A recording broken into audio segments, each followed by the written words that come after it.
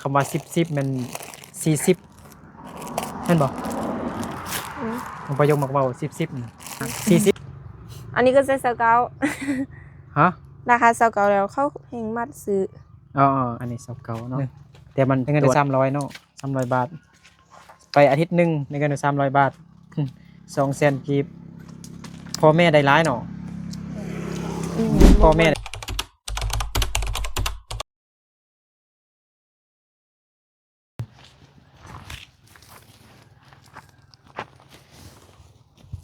กับทักทายสบายดีพ่อแม่พี่น้องเบิดสุขูสุคนเด้อยินดีต้อนรับเข้าสู่2บ่าวนึกเผาไพรเส้นเก่าเหมือนเคยเนาะตอนนี้บ่าวนึกอยู่บ้านของน้องปายงบ้านกิวแคมเมืองเพียงแขวงสยบุรีสปปลาวเหนือเนาะบ่าวนึกกับสาวลีไปเยี่ยมยามถามข่าวน้องไม่น้องแม่ฮางไม่อยู่ห้วยสะเงียมเนาะกลับมาแล้วก็เลยมาแวะหาน้องปายงเนาะพอดีน้องปายงก็ได้หาบ่าวนึกเอาเครื่องอยู่หุงอรุณเนาะบ่ได้ฝากเครื่องเนาะบ่นึกก็ได้เอาหาเครื่องมาให้น้องปายงเด้เนาะขนมเอามาเกียงแล้วก็ใส่อัวเนาะฝากน้องปายงพงแทมาแต่ให้เราพี่น้องแต่ว่าน่าจะน้องพงน่าจะไปลิ้นอยู่เงินน้องละปายงกินมาเกียงบ่เอาขับใจดื้อโดยกินสตรอเบอรี่ใส่อัวเด้อนะของกินปงเข้าเฮียนบ่มีนะฮะเข้าบ่ปงบ่เลิกเถอะบ่ด้วยจังไดอยู่เฮือนเอ้ยลาบ่แม่นบ่นี่คือปงกินฮอดปงสักหาปงมาลินนำดูFC คิดฮอดปงน่ะนะทันมาบ่เนาะ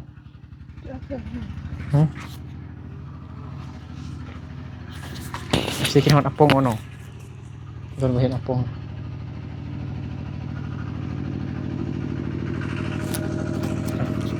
ประโยคนิบไหม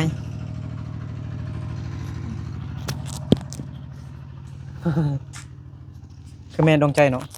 แม่นคือเนาะคือแต่บ่แม่นบ่แม่นบ่เห็นอันแม่ปลาเพิ่นกำลังย่างอยู่ตามทางเพิ่นเนาะ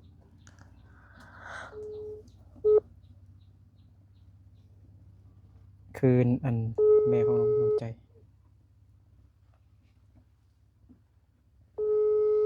เข้าเรียนมื้อนี้เมื่อยบ่ฮะ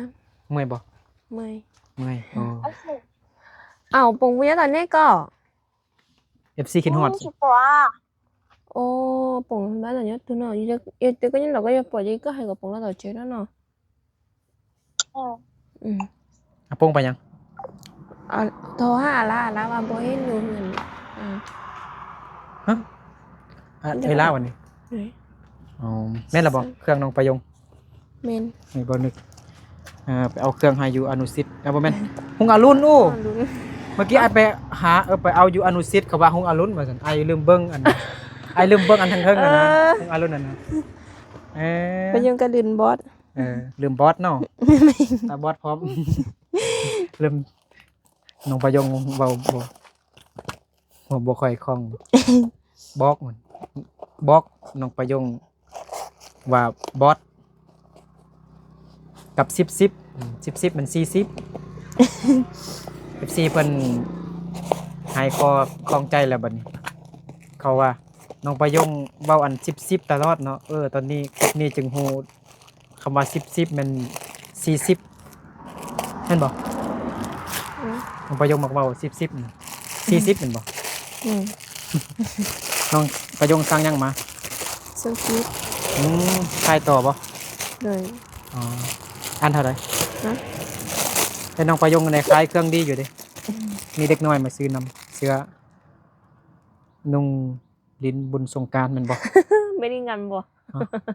ใส่ดูเอาคือว่าสูงแท้ฮะคือว่าสูงแท้เฮ็ดต่ำบ่ได้นะบ่ได้ต้องเฮ็ดอันนี้วะต้องเป็นอันนี้วะโอ้มันยังเขารักอ้อยติบ่ฮะด้านนั้นบ่แม่น ตัวนั้นเด้อเราอยู่ เนาะ แม่นรูปใส่ของไอ้อันลาน่ะบ่ฮู้บ่ อาเม่งบ่ บ่ไอ้อามิ ล้านอันล้านนะ เด้อ กิบสิค่ายอันเท่าใด ใครครู15,000 โค15,000 เลย ขายเฮงๆซื้อได้ขายมันร่ำรวยเงินทองน้องประยงเมื่อกี้นี่ก็ฝนตกเด้ตกหนักบ่ตกหลายบ่ บ่ฮู้ อ๋อประยงบ่ได้หาก็เลิกเรียนเนาะ เลย อ๋อ อะไรก็ นี่เปียกเลยนี่ฮะ แย่งเนอะ เอาไปยังน่ะ ยกมือบ๊ายบายเนอะเอาเลยวะ ต้องยกบ่ บอกเนอะบ่ฮู้ว่ามันไปแย่งนี่เราก็ยกมือไปยก เอาไปยังไปฝากเครื่องมาติ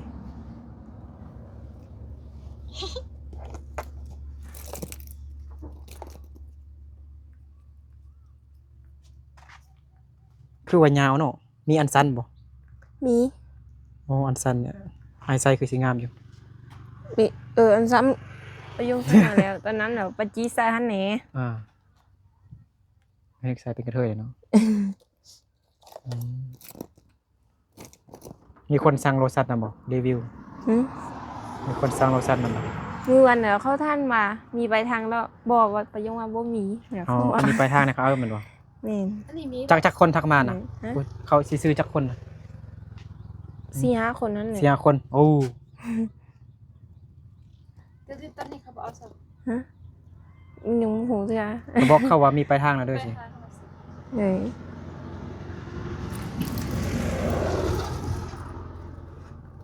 เอาตัวนี้มาให้ประโยคนี้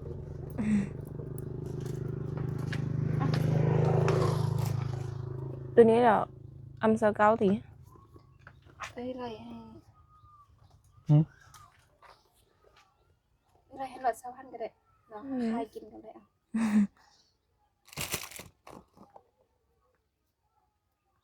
แต่มันบ่คือตัวมันนั้นอันตัวดำๆมันที่ แต่อันนี้มันใส่มันบ่โดนมันใส่แล้ว มันเป็นน้ำซื่อ อันนี้เราเบ็ดนี่เรา ใส่บ่ ฮะเลยปีไก่เนาะประโยคเคยซื้อมาใส่อยู่ สบายดีซอรี่ ก็ให้ดี บ่เห็นหน้าซ้ำมันมืดพี่น้องเนาะต้องอยู่ทางนี้แจ้ง ประโยคเคยใส่แล้วว่ะ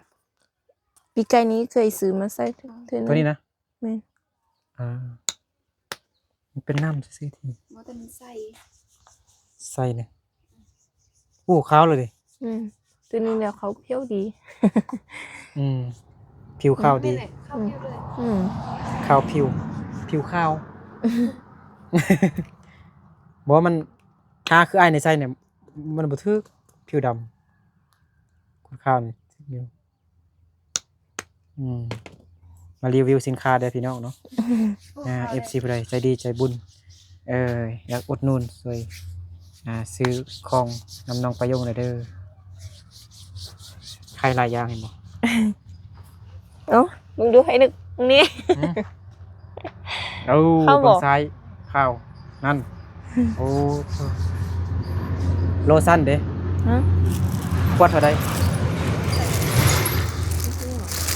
โลสั้นขวดเท่าใด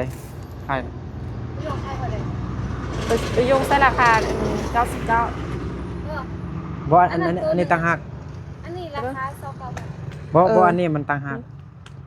อันนี้ก็ใส่29 ฮะ ราคา29แล้วเขาแห่งมัดซื้อ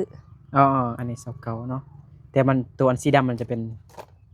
มันจะโดนกว่าตัวนี้ ตัวนี้มันขาวหนิดนึงแต่มันเซอร์กันนะเซอร์ดีผิว ตัวนี้มันจะถือกว่าเนาะ เกียงดี มีคนซื้อ แม่น อืม ปีไก่นี้แล้วเอ้ยปัจจัวหันเอามาเอ้ย ไปจั่วเอามา ใครเลยก็ได้ ไหน นี่ความสูง เอ้ยของปัจจัวเอามาไข่แล้วเราไข่อันนึงแล้ว39แล้วยังมีคนซื้ออยู่ ชื่อแท้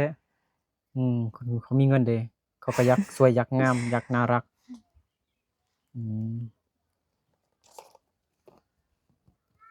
เอาปุ้งเลยไปลิ้นอยู่ใช่เนาะเลิกเฮียนแล้วกับไปลิ้นเนาะบ่มาเฮือน บ่มาฮอมาเฮือนซ้ำขี้ดื้อแต่ก็เฮียนได้อยู่เก่งอยู่ตกแต่ภาษาลาวดิขี้ สิอ่านบ่ค่อยได้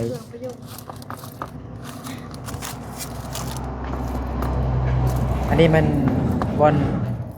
น้องประยงเกาะเครื่องค่ายออนไลน์เนาะนี่สู้ชีวิตแห่งเห็นบ่น้องประยงเฮ็ดเองนี่เห็นบ่ แม่น น้องประยงเฮ็ดเองเห็นบ่ แม่น โอ้ต้องโอ้มันสิฮักเลยนี่เงี้ยงอยู่เด้เห็นบ่ เอาเอ้ยลีเอาส่งคืนนี้เอ้ยลีเอาไหม โอ้ลุกขึ้นโอ้ บ่เอาฮะ ใจเด้อ เหนื่อย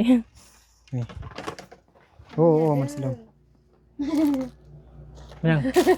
เดี๋ยว อันนี้คือกระเทยอยู่ ยัง นั่งละ เรารีไซเก็บเบิ่งพี่น้องเนาะเนาะเป็นดอกไม้ เออนะฮะ บ่เป็นดอกไม้เนาะมันเป็นเฮ็ดเนาะเฮ็ด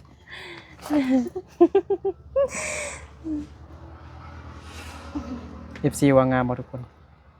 เรียกว่า FC ว่างามบ่ทุกคน ทุกคนว่างามบ่คือกระเทยเนาะต้องใส่ให้เซาลีก่อนประยงค่ายอันกิฟนี่ประมาณ20กว่าบาทหรือว่า30นี่แหละคู่หนึง 15,000 กีบถ้าเป็นเงินบาทก็ประมาณคู่หนึงนี่ประมาณ26-27 บาทนี่แหละเนาะนี่จะเป็นกิฟรูปอันไม้ใบไม้เนาะเป็นเขาเอิ้นหยังครับหนอไม้หั่นนะบ่แม่นเบี้ยไม้หั่นนะเบี้ยไม้หากระโปรงไม้หั่นนะแล้วก็อันนี้จะเป็นเห็ดเห็ดลองใส่ให้เซาลีเบิ่งดูนั่นงามพร้อมเอานี่ใส่กันมันจะกินผม ไปรีวิวให้ประโยง อันนี้เลย คืออยู่ คืออยู่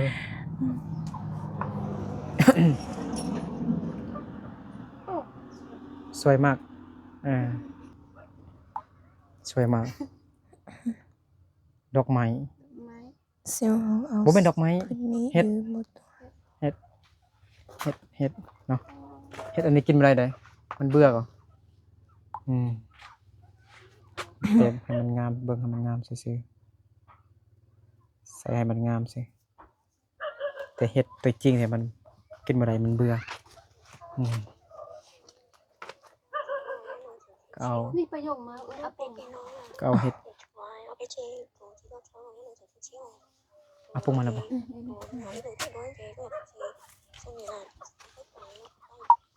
ก็มวยเลยจ้า อ่ะปรุงมาแล้ว ก็อยู่กับได้เสียกุไล่ราคาตรงได้กูว่าจีได้ยับ อ่ะปรุงกับปะดิแล้วก็น้องผู้หนึงมันซื้อหยังลืมซื้อแล้วเลิกโรงเรียนมานี่เลิกมืดเลิกค่ำแท้นี่นะไปเที่ยวไปเล่นก่อนล่ะนี่นะเลิกโรงเรียนเนี่ยบ่มาฮอดมาเฮือนก่อนไปเล่นก่อน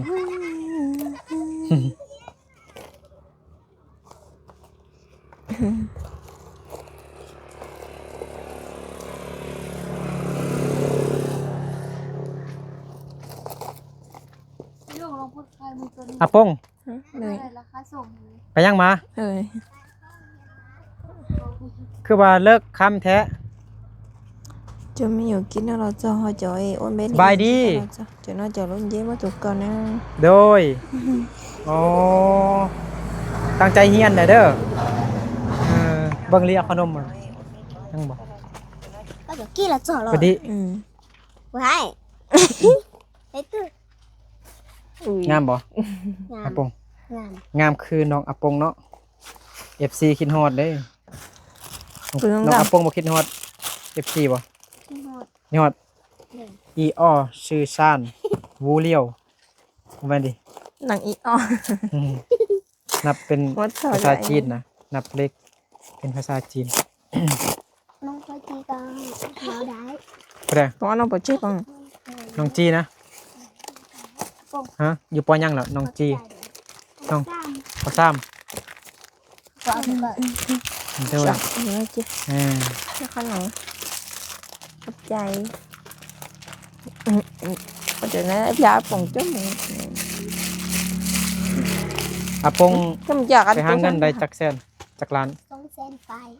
món sen phay ฮะอยู่จักมือก่อนจะไปจักมือก่อน và mình อาทิตย์หนึง 10 ได้เงินแต่เท่าไหร่ ต้องแสน 300นี่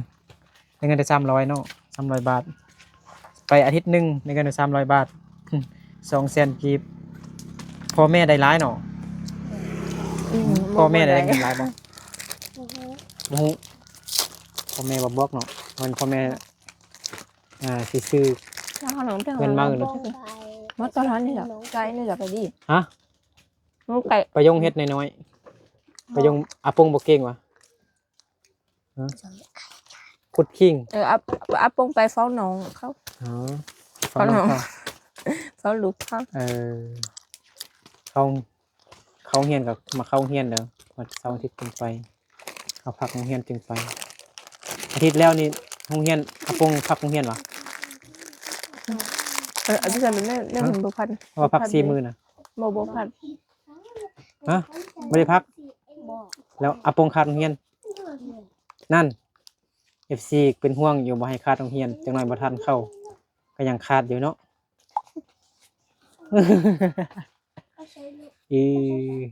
ไอ้นึกว่าบ่จบม.7 ปีหน้านี่เอาผัวแล้ว เอาผัวก่อนไปยงแล้วนี่นะเนาะ bộ ไปยงบ่มีเงินใช้เด้อคืออยู่ใดซั่น phải dùng hả คิดฮอดแม่น่ะคิดฮอดพ่อน่ะเออสิให้พ่อแม่ไปเขาเรียนนำนี่อาปอง ô chân nó เฮ็ดจังกินมื้อแลงอาปองกินข้าวกับหยังมื้อแลง vì lý khó thân mà บ่ได้ ừ บ่ได้กิน cáiนี้là cho pi sợi đấy ตัวไหนรสชัน nửa xanh từ xí đầm nè เจ๊เหรอ này เจ๊13 ปีไม่แสดง Ờ. 13 ปีขึ้นไปสิ มื้อแรกในเทศยังกินอาปงยังบ่ตอบไอ้นึกเถอะวอยจีโน่ตอนแรกนะ บ่มี หมูยังกิน บอก กินข้าวกับหยังซั่นกินข้าวละละ เลย กินข้าวเปล่า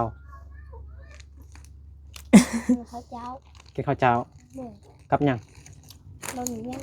เมี่ยงเลยกินข้าวละละเลยเนาะ เลย ไอ้นึกซื้อใส่อ้วมา2 ตอนน่ะประกันกินเด้อฮู้ใส่อ้วบ่ฮู้ใส่อ้วบ่ใส่อ้วน tôi bói được hành đấy này để còn thấy Không ra sao chị bảo. này ฮู้ไปยงบอกจังฮู้เนาะบ่โอ้ mấy lần đi luôn đấy กิน này ขนมบ่เนาะอยู่ ดิ ให้เพิ่นบ่มีขนมเนาะ บอก บ่มีบ่เขาบ่ ừ, ขาย cái บ่ chữ phùng cái chữ ให้ toán แต่อยู่ไกล อ๋ออยู่ให้มีไฟฟ้าบ่ นี่ อ๋อ ผมว่า ก็ต่อไฟ ไป ไป เที่ยว ฮอดเฮือนฮอดให้แล้วบ่ บอกบอกครับ เอ้าแต่ว่ามีไฟฟ้า มั่วมั่ว มี ไฟกันลูกเกด มั่วไฟฟ้าบ่อยู่ให้นะอยู่เตมั่วไฟฟ้าบ่เอา phải ปุ้งว่ามีอยู่ซั่น có anh có tôi phải bay bánh nhá you มันเกี่ยวเลิกนะ giờ มันห้วยเลิกนะ ừ bánhห้วย สั่ง ừ chưa มันหยัง bánh này hơi lớn này ấy đừng hay là bánh nó chợ ไกลนาซ้ำไกลปันภาษางไปกับห้วยเลิกติ men ห้วยเลิกแล้วเกี่ยวเลิกนี่จักเอิ้นอีหยังบัดนี้ห้ว ห้วย ย เลิ เลิ ก ก ห้วยเลิกอืมเมื่อคืนนอนนี่บ่ บอก นอนใจ มันอยู่เฮือนเอ้ยละ 2 คน เลย ไอ้ลาเด้ ไอ้ละ anh lấy ไอ้ลานอนนี่บ่ไอ้ลาบ่ยานบ่บ่ยานเนาะคือบ่นอนนำไอ้ลาเด้ hướng là như giờ nó còn ลูกก็ เมื่อกี้ไอ้เห็นไก่น้อยตาย cái theo tôi men กระโตกินนะ bộ mà tròi ra nó มาช่วยนู่น นู่น nu kín อันนี้เลยทำน้องทำเอง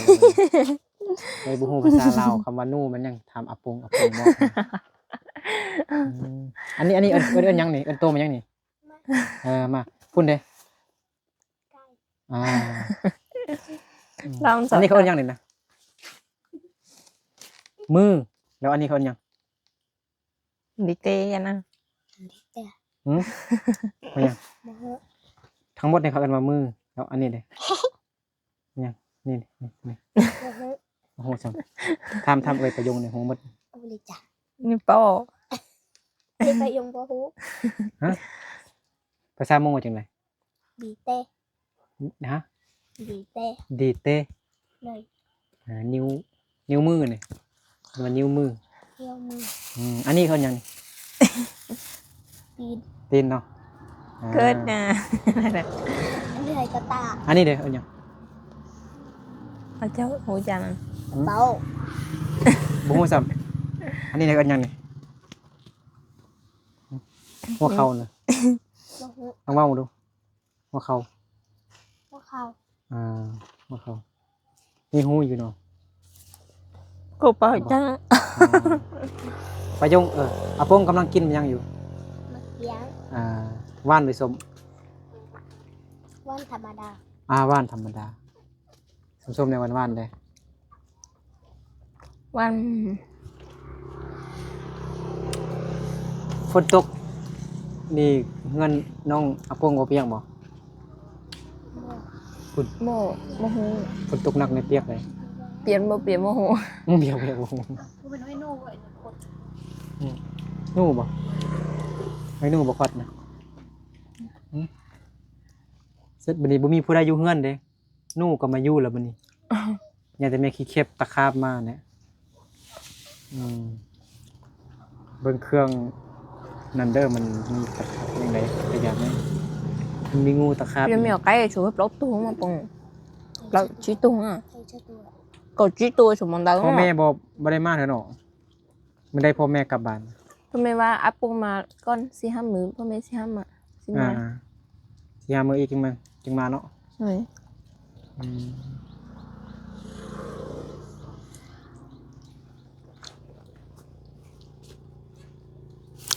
ช่ เสื้อน้องอัปปงงามเนาะ บ่ ฮะเบิ่งดูเสื้อนะเอาพี่ให้ FC เบิ่งดูงามนี่ซักแล้วบ่ รัก เบิ่งให้ FC เบิ่งดูมันมีจักตัวน่ะเสื้อน่ะ มันก็รู้ มีจักตัว ก็ว่าจะรู้อ่ะ ซ้ 3พื้น อันนี้แม่นพื้นที่มันงามที่สุดบ่ฮะ ำ เออ ดู ลิ้นลายเด้น่ะ รู้ไป มันจะเหงา ตัวยาวบ่ตัวใหญ่ นอกจากอาปงกินยาไป ในประโยคไหนมีจักพื้น เสื้อแล้วมี3พื้น เสื้อมี3พื้นสิ้นเลย สองพื้น ตัว สองตัว ผู้ละ2ตน ซี นั่นสิ้นนักเรียนน่ะ เตี้ยน่ะ มื้อใดน้องไอ้นึกถึกเลขสิซื้อให้นะ cho nó chưa khá lòng lặng thật á rồi tì rút tự cái chụp lặng này ตั้งใจเรียนเด้อคัดเรียนตลอดเลยเนาะอาปงอะไรคิดว่าเขาพาของเรียนได้มื้อนั้น bây giờ con kia nó khó phận cứ mua hết phận อาจารย์บ่แจ้งนะบ่ได้ครบอาจารย์ซ้ำนึงมื้อนั้น bỏ นั่นแต่กับอาจารย์นี่ตัดคะแนนอยู่ป .5 นั่นบ่เป็นมัธยมนี่คาดบ่ได้เลยคาดลายจังซี่บ่ได้เลย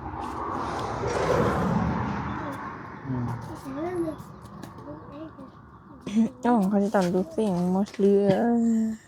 อันไหนกลับก่อนเด้อ này ให้หยัง โมหาย เศร้าอยู่กินฮอดพ่อแม่นะกินฮอดพ่อแม่บ่อ่ะไปย่างไปหาแม่ไปย่างไปหาพ่อแม่ไปอยู่ให้ mơ cha ในประโยคนี้มีความสุขแห่งห้องเพลงจ้า tại tại ai แม่ ai ởนี้ยังจะ กิ ตื่ น น ข้าวเด้อ แล้วก็ เห็นยัง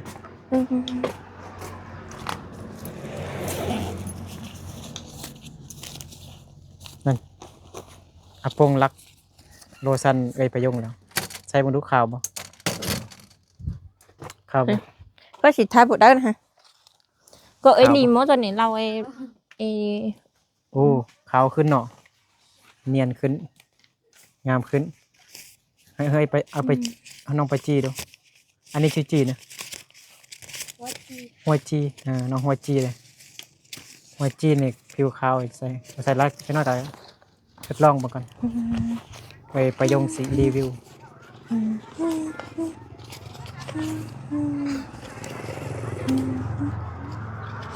งามขาวดีไปยงเห็นยังไปชิมเมื่อแล้วน้องอาปงก็ช่วยไปประยงไข่เครื่องหน่อยเด้อน้องอาปงไปหาเงินว่าสันพี่น้องเนาะไปให้นำพ่อแม่ค่าโรงเรียน4 มื้อพุ่นให้ค่าโรงเรียนก็ยังขาดเนาะอาปงตั้งใจเรียนเด้อขาดเรียนหลายบ่ทันหมู่ครูเลยทันจบม.7 ซำเด้เงินเมื่อกี้เอาเครื่องไปยงนั่นน่ะบ่เอาไหมบ่ 3,000 เป็นยัง 13,000เอาให้เริ่มเป็นยัง เอาใจกันเด้นั่นน่ะ โอ้เอาให้รีวิว ให้รีวิว ขอบใจเด้นั่นน่ะฮะ อาจี เยอะหน้าลุ้นหน้าหน้า ไอ้ đi đu ấy đu đấy không phải giờ cái phi tự vừa nó sống cần đi ใส่เครื่องใส่เลยได้เงินเฮ็ดเงิน đi มา đi chỗ này เงินน้องประยงบ่ได้เฮ็ดเทื่อพี่น้องเนาะ nó xây nó nè cái nó đây đây ประยงยังไม่อายดอก lần đi từ mà lần gì đấy บ๊ายบาย บาย บ๊ายบาย รีวิว เอารีวิวดูรีวิวเลยนั่นนี่เนาะน้องอาปงหาก็มามือวานพี่น้องเนาะ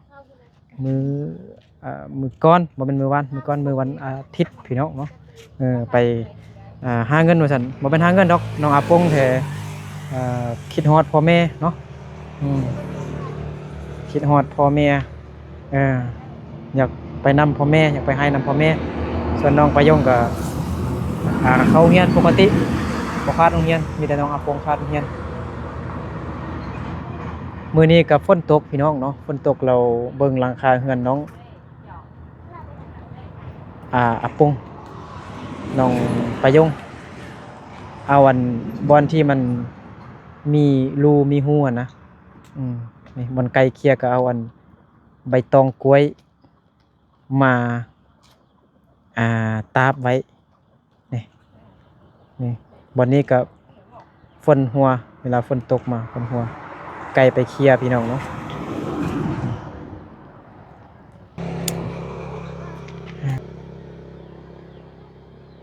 เนี่ยพี่น้องเนาะเดี๋ยวมาดูกับซาลีกับสิเดินทางกลับบ้านก่อนเนาะไปซาลีบายบายเจอกันไหมพี่น้องเนาะ